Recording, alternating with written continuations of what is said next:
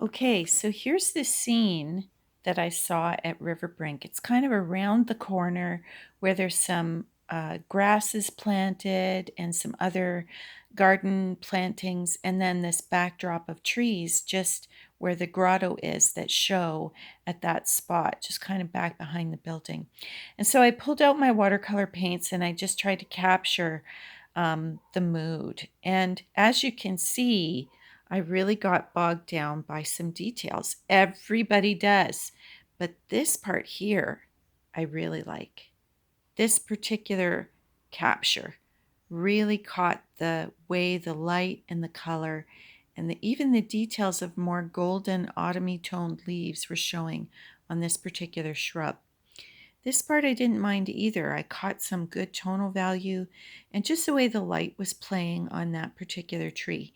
This one, this beautiful kind of red, burgundy, black maple, not so much, but I did manage to get some of it, but again, a little bit too much detail.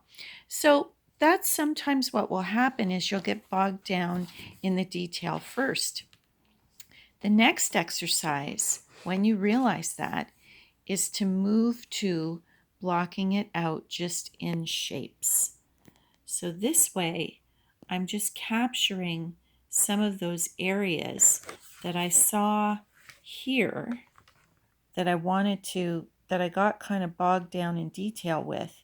And I'm going back to the beginning on a smaller piece of watercolor card and just kind of with a horizontal stroke just capturing the big shapes, even the sky. So no detailed rendering here, but you can kind of tell that this has become my capture for this, and it has distilled it so that I can use this as my reference instead of a photograph or going back to the live site. Now I can rely on my imagination and my mind's eye recollection. Then you can do the third stage, and it's this one where you break it down into just three basic colors or three tonal values. We talked about this a little bit in our second class, where you're going to pick a light value, mid-tone, which is also through here, and then a dark. And you can see that it corresponds with the larger capture. The one where I got a little bogged down in the details, this distills it.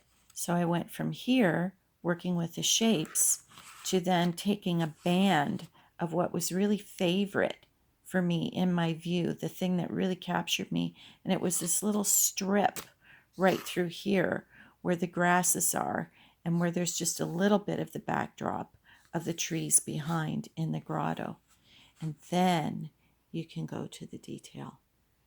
And so I did another rendering just with that strip, and I really pumped up the volume on the tonal values, added some of the colors that I was seeing, some of the rhythm of the pattern, this undulating movement, and then the textures of some of the leaves, just suggesting them, not really getting too detailed, just blobbing and dotting and washing them in.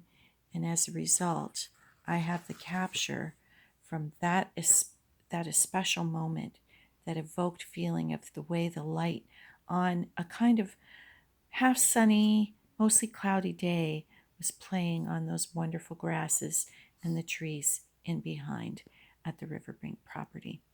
I hope that gives you just a little bit of help, and I'm going to come back with another mini tutorial of how you can begin to play with your watercolor set and do some samplers.